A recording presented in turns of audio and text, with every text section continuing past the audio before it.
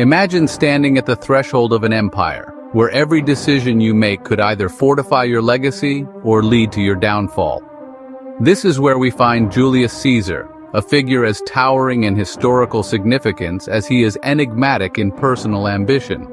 His story is one of extraordinary genius interwoven with fatal missteps, a dance on the razor's edge of destiny.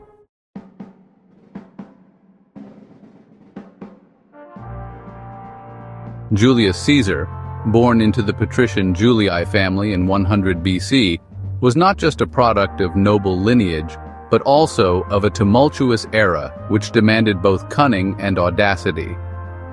His early years, marked by the social war and the dictatorship of Sulla, were a crucible that forged his ambitions. From an early age, Caesar displayed an uncanny ability to align himself with powerful figures, including his uncle by marriage, Gaius Marius, which later provided him with an essential network of supporters. His ascent was not merely through inheritance, but through calculated political alliances and a notable charm that won him the popular support.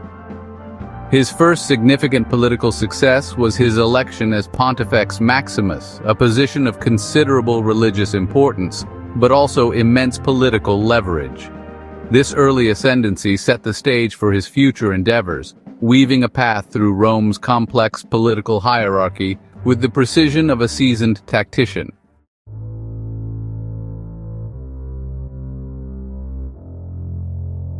Caesar's military campaigns, particularly in Gaul, are a testament to his strategic genius.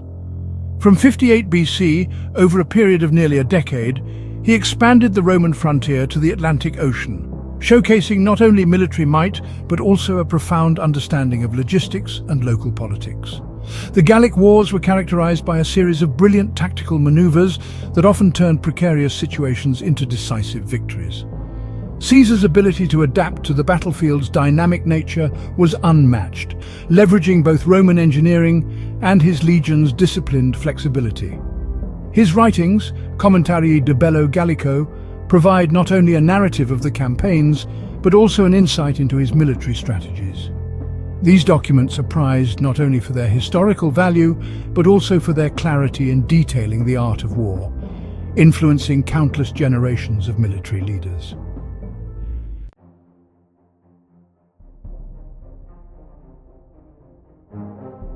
One of Caesar's most significant military achievements was the Siege of Alesia in 52 BC, where he defeated the Gallic chieftain Vercingetorix.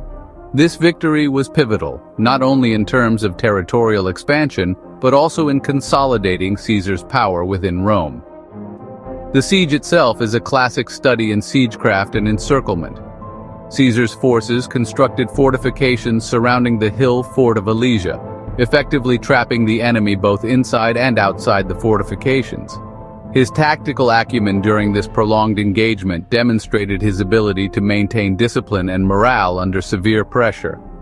This victory had profound implications, signaling the end of organized resistance in Gaul and demonstrating to Rome that Caesar was a leader of extraordinary military and administrative capabilities, capable of commanding loyalty and fear.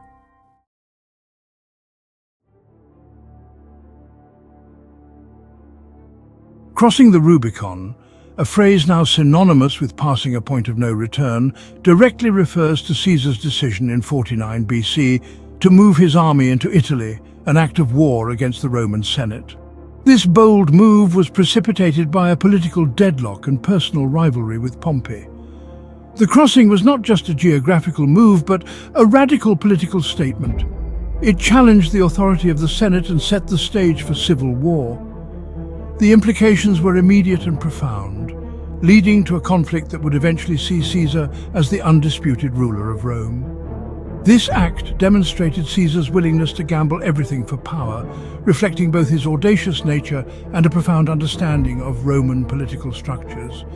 It was a testament to his belief in his destiny and his ability to sway the masses and soldiers alike to his cause.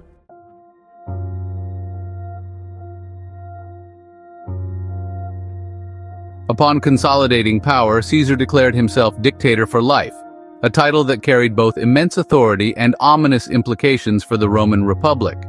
His tenure was marked by significant reforms aimed at stabilizing and improving Roman society, economy, and governance. He restructured the calendar, which resulted in the Julian calendar, realigned the tax system, and reorganized the distribution of public lands to veterans and the poor.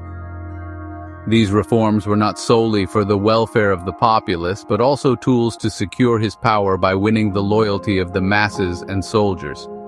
However, these actions also alienated many of the traditional Roman elites, who saw in Caesar a tyrant seeking to dismantle the Republic's foundational principles. His reforms, while innovative and often beneficial, stirred deep resentment and fear among the Senate, setting the stage for his eventual assassination.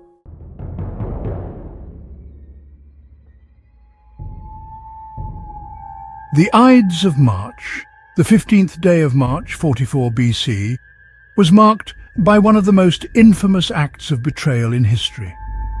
Despite numerous warnings and omens, Caesar chose to attend the Senate meeting, showcasing his disregard for personal safety and his trust in his status as dictator. His assassination by a group of Roman senators was a brutal culmination of the growing discontent among the elite. The conspirators, including his former ally Brutus, justified their act as a necessary step to restore the Republic. Caesar's trust in the loyalty of those around him, particularly those he had pardoned and promoted, proved to be a fatal miscalculation.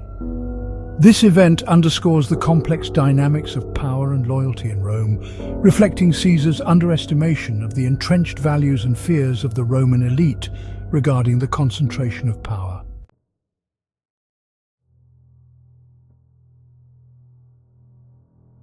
The fatal day, March 15th, 44 BC. Julius Caesar's assassination was not just a sudden event, but a well-orchestrated plot that unfolded within the walls of the Pompeii's theater. As Caesar entered the Senate, he was surrounded by senators with concealed daggers. The attack was swift and brutal, with Caesar succumbing to 23 stab wounds. This moment was not merely the death of a dictator, but a symbol of the death of the Roman Republic's old order. The immediate aftermath was chaos, with conspirators initially hailed as liberators, a sentiment that soon turned into a prolonged period of civil unrest. This day's events were a stark reminder of the delicate balance between power and perception in politics, illustrating how quickly authority can dissolve when loyalty shifts. Caesar's assassination did not lead to the restoration of the Republic as the conspirators had hoped. Instead, it set the stage for the rise of his adopted heir, Octavian, who would later become Emperor Augustus. This transition marked the definitive end of the Roman Republic and the establishment of the Roman Empire.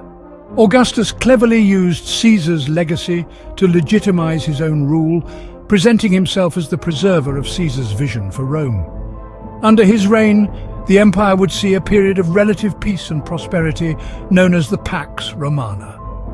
Caesar's reforms and centralization of power demonstrated to Augustus the effectiveness of a singular authoritative leader, a lesson he used to craft his rule and stabilize an empire that lasted for centuries. Julius Caesar's shadow loomed large over the Roman Empire long after his death. His life and rule became a blueprint for many subsequent emperors who sought to emulate his leadership style, military prowess, and centralization of authority. Emperors like Hadrian and Trajan are often seen as direct beneficiaries of the precedents set by Caesar.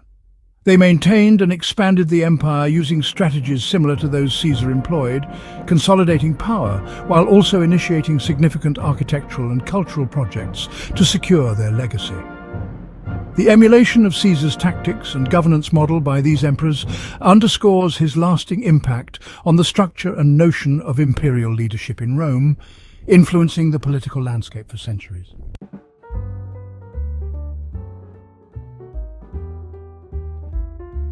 Today, Julius Caesar remains a figure of intense study and debate among historians.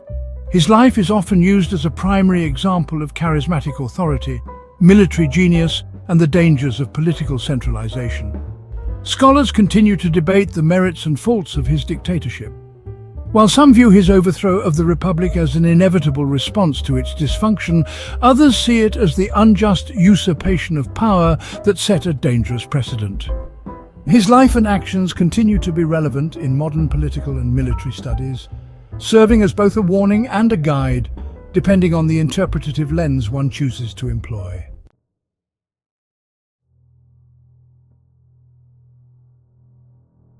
Caesar's military strategies have transcended time, influencing not only ancient warfare but also modern military tactics. His use of mobility, psychological warfare, and complex logistics are studied in military academies around the world today. Modern conflicts often see references to Caesar's strategies, particularly his emphasis on speed and adaptability. The principles he applied in Gaul, for instance, are echoed in the maneuver warfare tactics used in 20th and 21st century conflicts. This enduring influence highlights Caesar's genius in understanding the broader aspects of warfare, including the morale of troops and the importance of swift, decisive action.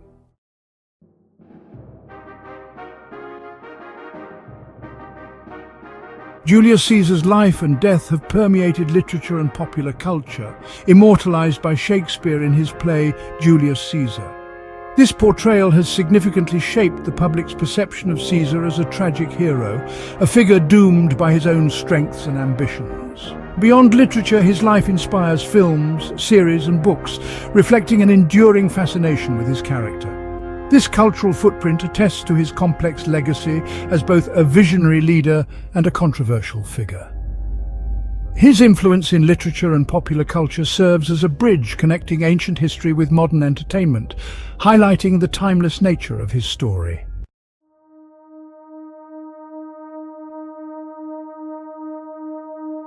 The ethical dimensions of Julius Caesar's actions remain a topic of heated discussion.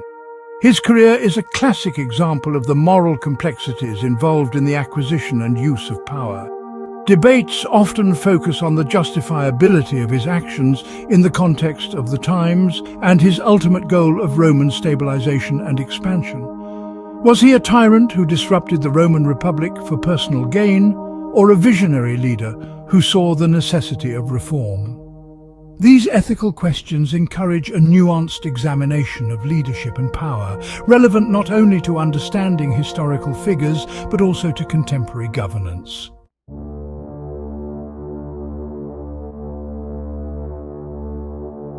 Julius Caesar remains an enigmatic figure, celebrated for his revolutionary contributions and criticized for his authoritarian methods. His life was a paradox, marked by both brilliant achievements and profound failures. In reflecting on Caesar, we see the dual nature of his legacy, a man who could simultaneously be a dictator and a reformer, a military genius and a victim of his own ambition.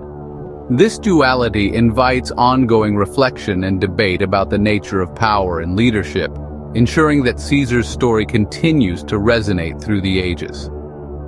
Roman history in general and the story of Caesar have always been fascinating to us here at SciSips. Do let us know in the comments about what other topics you would like us to cover. Don't forget to like and subscribe.